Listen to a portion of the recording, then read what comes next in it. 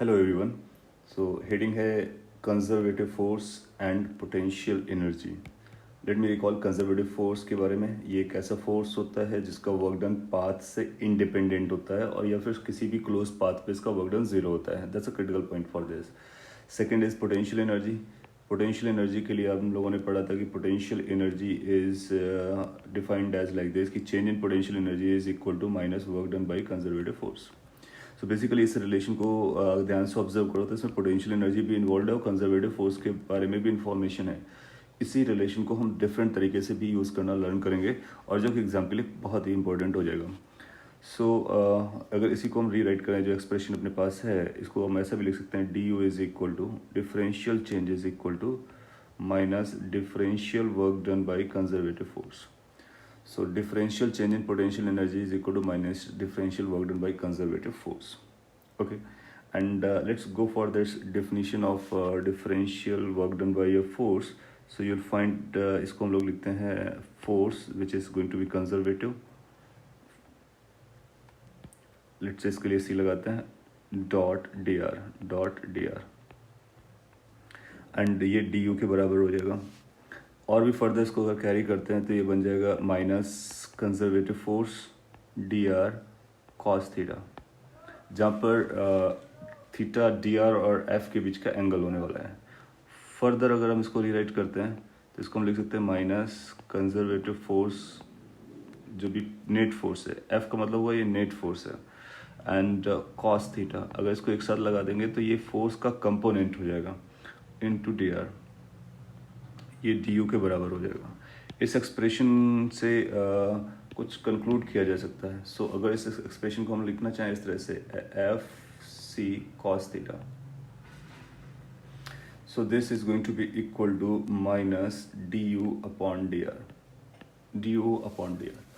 Now what this left hand side is indicating, left hand side is not the net conservative force, rather ये net conservative force का एक component है जो किसकी direction में है, रेडियल की डायरेक्शन में, that means dr की डायरेक्शन में है। सो इसको कई बार हम लोग f लिख सकते हैं, बट ये कौन सा फोर्स होगा, f in the radial direction, f in the radial direction. So that's a conservative force का component in the radial direction. इसकी जो वैल्यू आएगी उसको फिर हम properly minus del you upon del R इस तरह से लिखते हैं। Why we are using the del R, because हम लोग जानते हैं कि ये कंपोनेंट है, it's not the complete force, और अगर कंप्लीट फोर्स होता है तो फिर डी यूज करते हैं। और सिंस ये कंपोनेंट है आर की डायरेक्शन में, इसका मतलब किसी और डायरेक्शन में भी इसका कंपोनेंट हो सकता है। और जब कभी मल्टीपल डायरेक्शंस में होते हैं तो फिर डिफरेंशिएशन को हम पार्शियल डिफरेंशिएशन से रिप्लेस कर देते हैं। So this is basically a formula that is important and that relates both potential energy and conservative force. तो कभी भी अगर हमको potential energy given हो, U given हो, और हमको force calculate करना हो तो रेडियल कंपोनेंट ऑफ फोर्स हम लोग यहाँ से कैलकुलेट कर सकते हैं। अदरवाइज क्या है, अगर आपको कंजर्वेटिव फोर्स गिवन है तो पोटेंशियल एनर्जी कैसे कैलकुलेट करना है वो आप ऑलरेडी जानते हो। उससे हम फोर्स का वर्क डन कैलकुलेट करेंगे जिससे चेंज इन पोटेंशियल एनर्जी मिल जाएगी। So this formula will help us to do the calculation from other way around. Now ये यहाँ पर FR इसके बारे में थोड़ा सा लिख देता हूँ। This is component of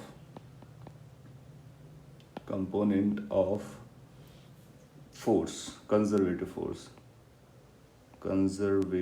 force along direction of R. Direction of R, R का मतलब हुआ रेडियल डायरेक्शन। तो जिस आर डायरेक्शन में हम बात करेंगे उस आर डायरेक्शन के लिए इसका फोर्स का कंपोनेंट निकल आएगा।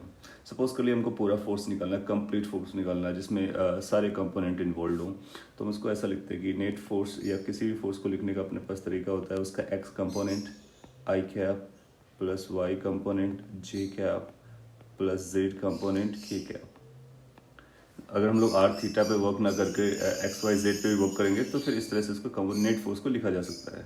नाउ यूजिंग दिस डेफिनेशन, जो डेफिनेशन अभी यहाँ पे निकल कर आया है, इसके बेसिस पर हम F X F Y F Z को भी लिख सकते हैं। How the F X will be written as, F X will be written as minus del you upon del X. How F Y will be written as, F Y could be written as minus del you upon del Y. Similarly, we can write z component of force will be minus del u upon del z. तो जिस direction का component लिखना होता है उस direction के लिए हम पार्शियल डिफरेंशिएट करते हैं। सो नेट कंजर्वेटिव फोर्स आपको जो मिलने वाला है यहाँ पर, और उसका एक्सप्रेशन ये काफ़ी इंपॉर्टेंट होने वाला है। इसको यहाँ पर रखेंगे तो आएगा minus del you upon del x i plus, और ये फिर माइनस में कन्वर्ट हो जाएगा तो मैं डायरेक्टली माइनस लिखता हूँ, minus del you upon del Y J क्या minus del you upon del Z K क्या। जहाँ पर डेल का टर्म आप डेल का मीनिंग आप जानते हो, दैट्स अ पार्शियल डिफरेंशिएशन। सो ये फोर्स की जो वैल्यू आएगी, आप चाहो तो यहाँ से माइनस कॉमन ले लो, एक ब्रैकेट आ जाएगा del you upon del x I cap plus del you upon del Y J cap plus del you upon del Z के कैप। यहाँ तक आप समझ में आना चाहिए, because we are doing some mathematics stuff, और एक फाइनल एक्सप्रेशन तक पहुँच रहा है। ये एक फाइनल एक्सप्रेशन है। ये 3 डायमेंशनल फोर्स को आप कैलकुलेट कर सकते हो विथ डायरेक्शन एंड मैग्नीट्यूड, अगर आपको पोटेंशियल एनर्जी पता है। That means if you know the value of U, आप इस फोर्स की एग्जैक्ट वैल्यू या टोटल वैल्यू कैलकुलेट कर सकते हैं। जहाँ पर del you upon del X है, ये ऑपरेशन है, partial differentiation with respect to X है, ये partial differentiation with respect to Y है, ये partial differentiation with respect to Z है। सो अकॉर्डिंगली हम इसको डिफरेंशिएट करेंगे।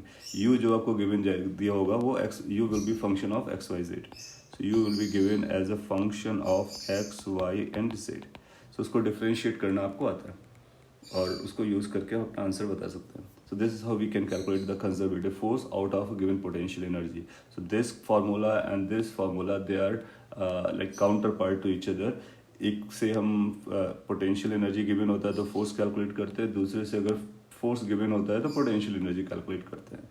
And this is also very popular for examination point of view, right. So इसके बाद अगर फोर्स हमारा एक ही डायरेक्शन में लग रहा है तो बाकी टर्म जीरो हो जाएंगे। वो सारी इन्फॉर्मेशन को हम यहाँ पे यूज़ कर सकते हैं।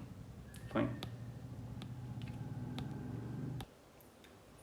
ओके। मैथमेटिक्स में एक सिंबल भी होता है जिसको हम इस तरह से यूज़ करते हैं, इन्वर्स ट्रायंगल, और एक वेक्टर सिंबल लगा देते हैं। इसकी जो वैल्यू होती है वो ये होती है डेल अपॉन डेल एक्स आई cap plus del upon del Y जे cap plus del upon del Z के कैप। इसको हम डेल्टा पढ़ते हैं, ये ग्रीक डेल्टा है, डेल्टा वेक्टर होता है, ये ग्रेडियंट होता है, सो दैट्स इंडिकेट ग्रेडियंट, और कई बार इसको हम नेबुला भी बुलाते हैं। सो ये मैथमेटिकल ऑपरेशन है और ग्रेडियंट होता है इसका नाम, और कभी कभी हम लोग इसको डेल्टा भी बोलते हैं। डेल्टा इसका सिंपल नाम है, तो वेक्टर डेल्टा होता है। ये एक ऑपरेटर है, सो this is an operator, just like एक डिफरेंशिएशन ऑपरेटर होता है, तो ये डिफरेंशिएशन का ही पार्ट है, बट ये पार्शियल डिफरेंशिएशन इन वेक्टर फॉर्म है। और अगर आपने कभी ऐसा लिखना हो कि डेल इसको जब ऑपरेट करेंगे तो हम स्केलर पे भी ऑपरेट कर सकते हैं, वेक्टर पे भी ऑपरेट कर सकते हैं, क्योंकि ये वेक्टर है, तो किसी के साथ डॉट भी हो सकता है और डायरेक्टली भी हो सकता है।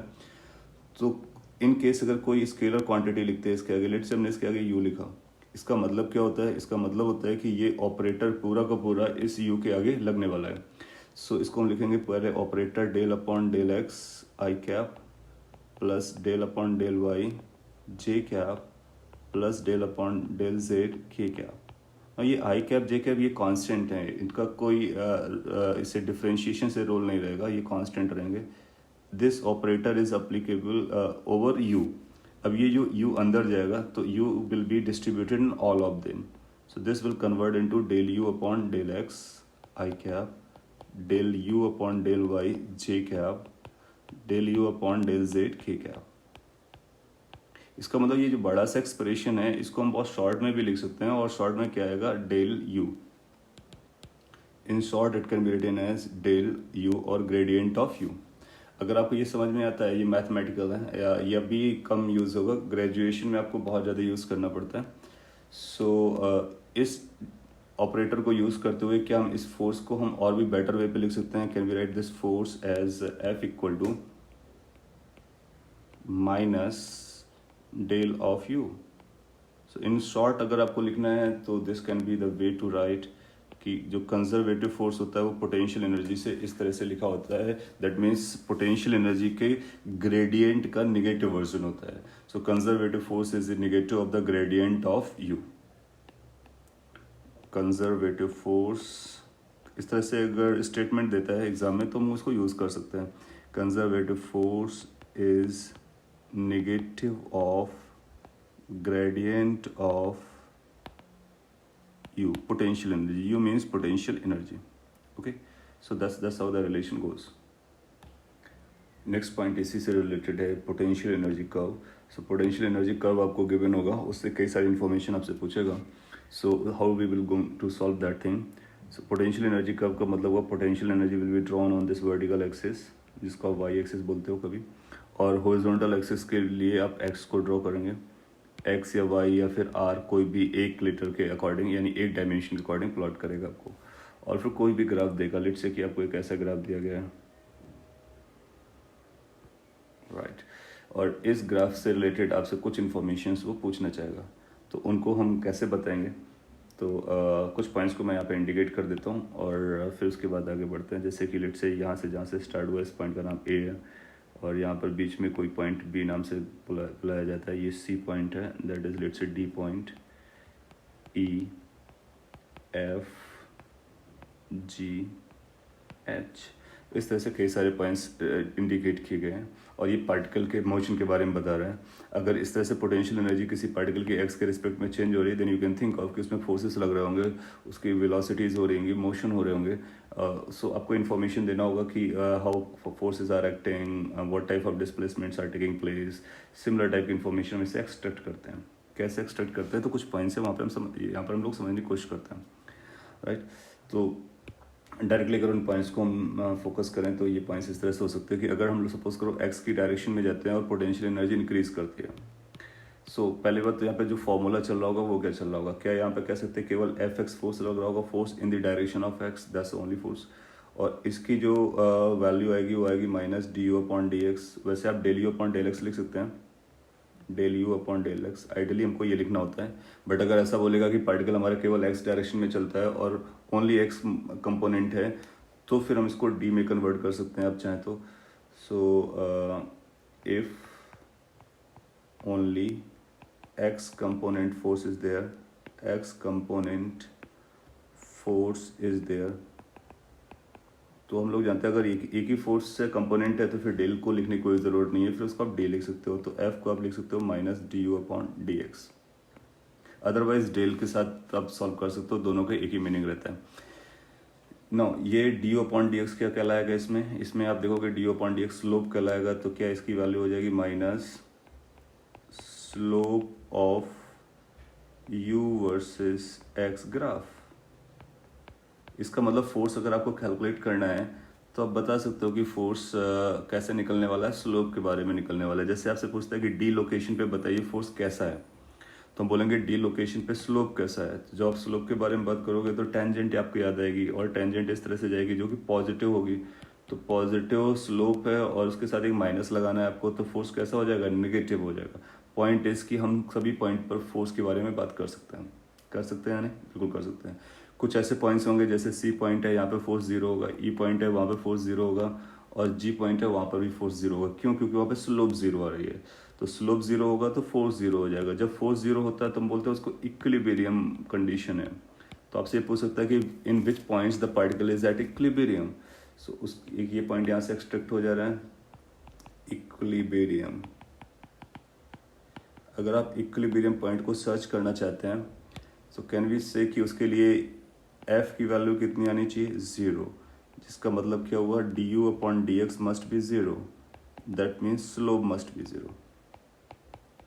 You just look at the slope and find where the slope is zero and that will become your point of interest। तो इस पर्टिकुलर एग्जाम्पल में कौन कौन से पॉइंट्स आ रहे हैं वो आपको कैन यू सी कि एक सी पॉइंट आ रहा है, ई पॉइंट आ रहा है और जी पॉइंट आ रहा है। ये ऐसे पॉइंट हैं जहाँ पर स्लोप जीरो हो जा रही है।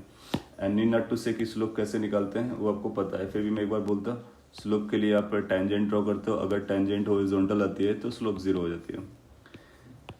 इसके बाद कुछ ऐसे पॉइंट्स होंगे जब पोटेंशियल एनर्जी बढ़ रही होगी। अच्छा, D you upon d x gradient होता है, तो अगर पोटेंशियल एनर्जी बढ़ती है तो D you upon d x positive होता है, तो फोर्स नेगेटिव हो जाएगा।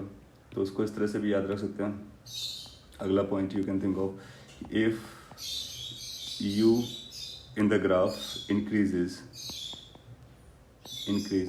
With x. ऑफ कोर्स जब हम बोलते हैं कि यू इंक्रीज कर रहा है, इसको मतलब एक्स के साथ इंक्रीज कर रहा है। मतलब क्या हुआ कि जब आपका एक्स बढ़ रहा है तो आपको देखना है कि यू बढ़ रहा है या नहीं। सो अगर आप सी से आगे जाते हो तो फिर एक्स बढ़ेगा तो यू की वैल्यू इंक्रीज करेगी, लेकिन अगर आप बी से आगे जाते हो तो एक्स तो बढ़ रहा है लेकिन यू डिक्रीज करता है। तो एक्स को हमको बढ़ाना होता है, फिर उस क्वांटिटी को वॉच करना होता है। So if you increases with x, then what we can comment, can we say कि du upon dx is going to be positive, du upon dx is going to be positive, that's mathematics कि कोई quantity बढ़ती है तो उसका derivative positive होता है। इसका दूसरा मतलब आ जाएगा कि फोर्स कैसा आएगा, फोर्स नेगेटिव हो जाएगा। So force will be negative. अगर फोर्स नेगेटिव आएगा तो नेगेटिव फोर्स को हम लोग अट्रैक्टिव फोर्स भी बोलते हैं, अट्रैक्टिव फोर्स। तो कई बार ये बोलेगा बताइए अट्रैक्टिव है या रिपल्सिव है। So whenever the force is coming negative you call it as attractive force. Okay, similarly अगर आपको पता चलता है u decreases with respect to x, यानी एक्स बढ़ने पे यू डिक्रीज करता है, then mathematically you will say कि उसका जो ग्रेडियंट है या डिफरेंशिएशन है वो नेगेटिव होता है, जिसका ये भी मतलब हो जाएगा फोर्स कैसा आएगा, पॉजिटिव आएगा। जब कोई पॉजिटिव फोर्स होता है तो उसको हम बोलते हैं रिपल्सिव फोर्स है। और ये आप समझ लो कि रिपल्सिव फोर्स को पॉजिटिव लिखा जाता है। सो और अगर u स्टेबल है, that means if u is a constant, that means अगर u बढ़ नहीं रहा है, घट नहीं रहा है, कुछ भी नहीं है, चेंज नहीं करता है, तो उस समय du अपॉन dx क्या हो जाता है, वो भी आप जानते हो। du अपॉन dx कांस्टेंट के लिए ज़ीरो हो जाता है। तो अगर ये ज़ीरो हो गया इसका मतलब है कि फोर्स भी ज़ीरो हो गया। फोर्स भी ज़ीरो हो गया इसका मतलब हुआ कि वो कोई फोर्स एक्ट नहीं कर रहा है, that means that is an equilibrium condition. So this is how we can read the graph and find कि इक्विलिब्रियम है या अट्रैक्टिव फोर्स है या रिपल्सिव फोर्स है, उसके बारे में हम बात कर सकते हैं, वो चेक करके कि यू कैसे बदल रहा है। फिर अपने से ये पूछा जाएगा कि बताइए कि किस तरह का इक्विलिब्रियम है। तो इक्विलिब्रियम भी कई सारे तरीके के होते हैं। सो टाइप ऑफ इक्विलिब्रियम के बारे में भी हम लोग यहाँ पर देख सकते हैं। टाइप ऑफ इक्विलिब्रियम,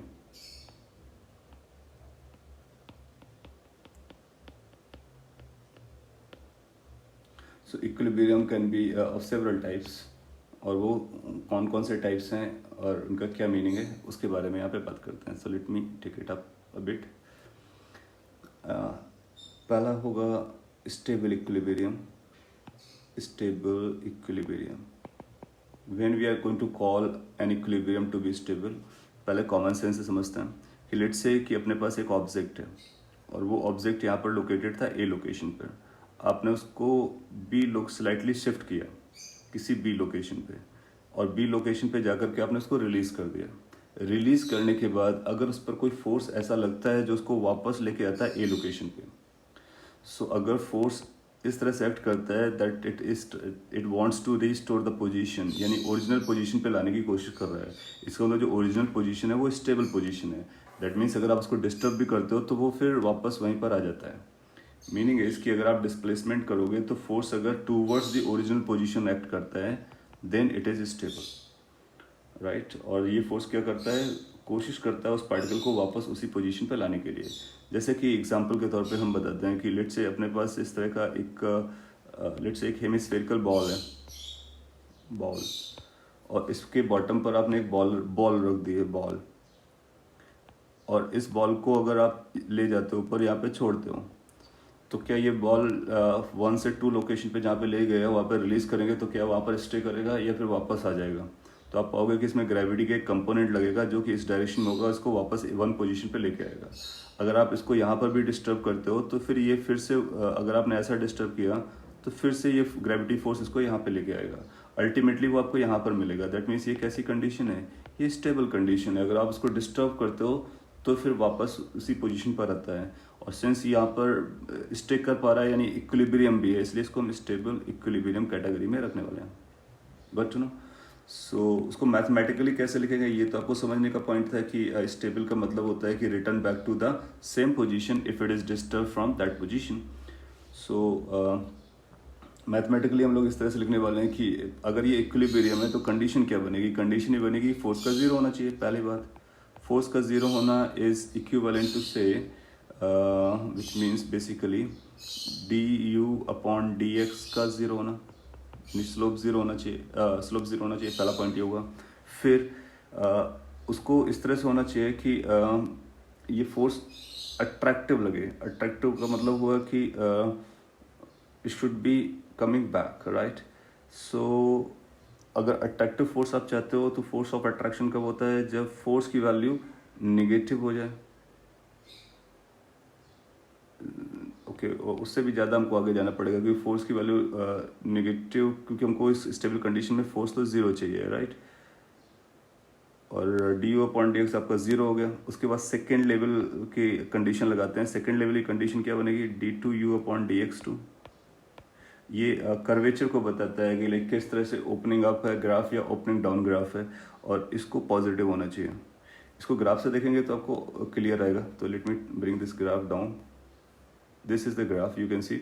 और कुछ पोर्शन इस तरह से, जैसे ये पोर्शन है, ये ओपनिंग अपवर्ड है, राइट। ये जो पोर्शन है ये ओपनिंग डाउनवर्ड है, ये पोर्शन है ये ओपनिंग अपवर्ड है। तो जब कभी ओपनिंग अपवर्ड होता है किसी भी ग्राफ में, ये आपको जो ग्राफ दिखाया गया है this is you versus x, तो इस ओपनिंग अपवर्ड का मतलब होता है कि यहाँ पर सी पॉइंट पर हम लोगों ने बात भी किया था कि इसका d two u upon d x two कैसा आएगा, पॉजिटिव आएगा। और ई पॉइंट पर d two u upon d x two की वैल्यू अगर आप कैलकुलेट करोगे तो वो नेगेटिव आएगा। इसका मीनिंग हुआ कि अगर आपने आप इसको भी हिल जैसा समझ सकते हो, और आप ऐसा समझ सकते हो कि यहाँ पर अगर आप एक बॉल को रखोगे तो ये अगर हिल जैसा इसको ट्रीट करोगे तो ऊपर ले जाओगे तब भी ये नीचे आएगा, इस साइड ले जाओगे तब भी नीचे आएगा, यानी ये स्टेबल कंडीशन की बात करता है। तो स्टेबल कंडीशन के लिए double derivative of potential energy with respect to x it should be positive, because potential energy curve must be open upward. और इस इक्विलिब्रियम पोजीशन पे since it is opening downward तो इसका डबल डेरिवेटिव नेगेटिव आ रहा है।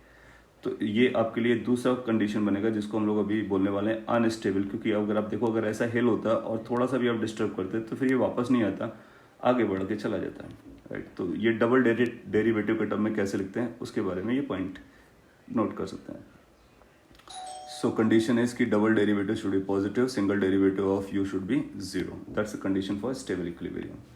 इसके बाद इसका काउंटर वर्जन होगा दूसरा है इनस्टेबल या अनस्टेबल इक्विलिब्रियम। अनस्टेबल इक्विलिब्रियम, अगर आप अनस्टेबल इक्विलिब्रियम के बारे में बात करते हैं तो अगेन इक्विलिब्रियम है इसलिए फोर्स जीरो होगा।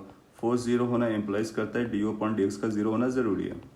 इसके बाद क्या होगा, इसके बाद ऐसा होगा कि अगर आपने पार्टिकल को उसकी पोजीशन से अलग कहीं लेफ्ट रिलीज किया तो वो पार्टिकल वापस नहीं आएगा, बल्कि क्या करेगा कि वो और दूर चला जाएगा। जैसे कि अभी अपने कब में भी देखा, लेट से आपके पास इस तरह का एक सरफेस दिया गया है और टॉप पॉइंट पर एक पार्टिकल को आपने रखा हुआ है, तो अगर आपने इसको जस्ट रखा हुआ है तो ये बैलेंस हो सकता है, यानी इक्विलिब्रियम पर रह सकता है। स्फेरिकल ऑब्जेक्ट है और ये इक्विलिब्रियम पर रह सकता है। लेकिन अगर आपने इस वन पोजीशन से उसको स्लाइटली रिलीज यहाँ पर लेकर के छोड़ दिया, स्लाइट से थोड़ा सा डिस्टर्ब किया, तो क्या आप एक्सपेक्ट कर सकते हैं कि ये वापस वहीं पे पहुंच जाएगा? नहीं, क्योंकि अब इस पर जो फोर्सेस लग रहे हैं वो कुछ इस तरह से लग रहे हैं कि ग्रेविटी का जो फोर्स लग रहा होगा उसका एक कंपोनेंट इधर आएगा और वो इसको और दूर ले जाने की कोशिश करेगा। सो अगर किसी पार्टिकल को इक्विलिब्रियम कंडीशन से थोड़ा सा डिस्टर्ब करते हैं और फोर्सेस उसको और भी दूर ले जाते हैं तो उसको हम बोलते हैं वो अनस्टेबल इक्विलिब्रियम है, कि यहाँ पर ये स्टेबल तरीके से नहीं रह सकता। So that's called unstable. Unstable condition के लिए क्या होना चाहिए, जो सेकेंड कंडीशन हम लोग लिख रहे हैं वो इंपॉर्टेंट है। अनस्टेबल कंडीशन के लिए ये जो सेकेंड डेरिवेटिव है दिस मस्ट बी निगेटिव। सो अगर ये नेगेटिव होगा इसका मतलब यू का ग्राफ नीचे की तरफ जाएगा, तो वहाँ से हम बता सकते हैं कि कौन सा स्टेबल है कौन सा अनस्टेबल है। थर्ड होगा अपना न्यूट्रल इक्विलिब्रियम। न्यूट्रल इक्विलिब्रियम का मतलब हुआ कि अगर आपने पार्टिकल, लेट से आपका ऐसा सरफेस है और आपका पार्टिकल यहाँ पर स्टेबल इक्विलिब्रियम पे था, फिर आपने इसको स्लाइटली डिस्टर्ब करके यहाँ पे रिलीज कर दिया, फिर आप देखोगे कि क्या ये वापस उसी पोजीशन पर आ रहा है या फिर आगे जा रहा है या फिर कहीं नहीं जा रहा है। तो यहाँ पर आप देखने वाले हो कि ये रिटर्न आने के लिए कोई इसके पास ऑप्शन नहीं है, कोई भी इसको रिस्टोर नहीं कराएगा, ना ही कोई फोर्स इसको दूर ले जाने की कोशिश करेगा। तो this is neither going here and there, that is staying where you are releasing. जहाँ भी आप इसको रिलीज करोगे वहीं पे स्टे कर जाएगा। इसका मतलब ये न्यूट्रल है, that means it is neither stable equilibrium nor unstable equilibrium, in all points it becomes at equilibrium. ऐसा तभी होगा जब पोटेंशियल एनर्जी का ग्राफ हॉरिजॉन्टल होगा, तो पोटेंशियल एनर्जी उस पर चेंज नहीं करेगी, इसलिए उसको हम बोलेंगे कि ये न्यूट्रल इक्विलिब्रियम का केस हो गया। अगेन इक्विलिब्रियम है तो फोर्स का जीरो आना होगा, और तो आप बोलोगे D you upon d x का वैल्यू तो ज़ीरो आएगा, और डी टू सेकेंड डेरिवेटिव भी ज़ीरो हो जाएगा। तो इस तरह से हम all the three type of equilibrium को आइडेंटिफाई कर सकते हैं किसी भी एक गिवन ग्राफ में या फिर गिवन न्यूमेरिकल कैलकुलेशंस में। ओके, सो इस ग्राफ में अगर हम लोग वापस आते हैं तो क्या हम लोग क्लेम कर पाएंगे कि कौन सा इक्विलिब्रियम किस तरीके से है? कैन वी से कि जो सी वाला है वो स्टेबल है, ई वाला कौन सा है, e is unstable, similarly g is going to be stable equilibrium. जिस तरह से बनाया है, अगर इसको हम बहुत ज़्यादा फ्लैट कर देंगे तो फिर ये न्यूट्रल कैटेगरी पे चला जाएगा। तो अभी आप ये मान के चलिए कि बहुत ज़्यादा फ्लैट नहीं है, तो आपका ये स्टेबल है, ये अनस्टेबल है, ये स्टेबल है, ये देख करके ग्राफ को हम बता सकते हैं। So this is regarding potential energy curve and its relation with the conservative force. Let's take an example. ये काफ़ी पॉपुलर एग्जांपल है, एग्जाम में भी कई बार दिखा है। तो इसने u का फंक्शन दे दिया गया है और आपसे पूछा फाइंड x फॉर इक्विलिब्रियम, और आपको a और b के बारे में बताएगा कि a and b they are positive constant.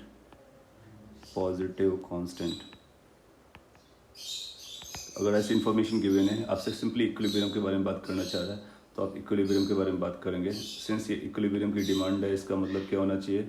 आप बोलोगे कि for equilibrium force must be zero which indicates du upon dx must be zero. इसका मतलब इसको पहले हमको डिफ्रेंशिएट करना होगा। So first you differentiate it like du upon dx। और डिफ्रेंशिएशन के रूल्स क्या हैं? ये सिमिलर क्वेश्चन भी हम लोग पहले भी कर चुके हैं, बट यहाँ पर इसको फिर से मैं सॉल्व कर दे रहा हूँ। सो अब बोलोगे कि इसको जब डिफ्रेंशिएट करना होगा तो ये लिखोगे डी अपॉन डी एक्स, इस पर ऑपरेट करोगे A X raise to power -12 minus B X raise to power -6। नीचे वाले टर्म को आप ऊपर ले जा सकते हो तो पावर नेगेटिव हो जाएगी। आप जानते हो ए कांस्टेंट है, बाहर निकल आएगा, ए बाहर निकलेगा, एक्स अभी भी अंदर रहेगा, तो डी अपॉन डी एक्स मैं सारे स्टेप्स भी लिख दे रहा हूँ। और यहाँ से बी आउटसाइड आएगा, d upon d x x raise to power -6 हो जाएगा। फिर ये simple x raise to power n का फॉर्मूला है, ये -12 एन बाहर आता है और x raise to power -n-1 हो जाता है, -1 कर देंगे तो 12 - 1 13 हो जाएगा, माइनस बी, ये -6 आउटसाइड आएगा, एक्स की पावर 1 और हो जाएगी तो -7 हो जाएगा। इसके बाद आप चाहो तो इसको और भी रीराइट कर सकते हो, ये -12a upon x raise to power 13 दिख रहा है, plus b into 6 divide by x raise to power 7 दिख रहा है, ये अपना d you upon d x हो गया। अगर ये d you upon d x हो गया है तो इसको आपको ज़ीरो प्लेस करना है। क्या करना है? Zero. When you are going to place it is zero, then you will find कि ये आपको ऐसा मिलेगा 12a upon x raise to power 13 is equal to 6b divide by x raise to power 7। अब आप इसको प्रॉपर्ली लिख सकते हो, क्रॉस मल्टीप्लाई करके x raise to power 13 divide by x raise to power 7 is equal to 12a divide by 6b। Powers आप जानते हो सब्ट्रैक्ट होते हैं, तो ये 13 - 7 बनेगा जाकर के, और ये आएगा twice a upon b। Further अगर आप सिंप्लीफाई करोगे तो ये एक्स रेज टू पावर 6 आएगा, twice a upon b। X की वैल्यू कितनी आ जाएगी? एक्स की वैल्यू आएगी twice a upon b raise to power 1/6। ये वो x होगा जिस x के लिए आप पाओगे कि सिस्टम किस कंडीशन पे आ जाएगा, इक्विलिब्रियम पर आ जाएगा। अगर ये आगे बात करता है कि स्टेबल है या अनस्टेबल है, उसको चेक करना है, तो आप उसको डबल डिफरेंशिएट कर सकते हो और जो कंडीशन बताया गया उसमें वेरीफाई कर सकते हो वेदर इज कमिंग स्टेबल और नॉन स्टेबल अनस्टेबल और व्हाटएवर, सो वो पता कर सकते हैं, right. So this is how we can differentiate, get our answer for equilibrium condition. Okay, now let's have a homework question for you based on the today's lecture. It is an important lecture, तो इस पर based एक question है homework. u की value आपको इस तरह से दी गई है और आपको x की वैल्यू बतानी है इक्विलिब्रियम कंडीशन के लिए, पहला पॉइंट। फिर आपको कमेंट करना है कि किस टाइप का इक्विलिब्रियम है, स्टेबल, अनस्टेबल और neutral. So solve it and comment the answer. In next class we will talk about this. So that's all for this video lecture. Thank you everyone.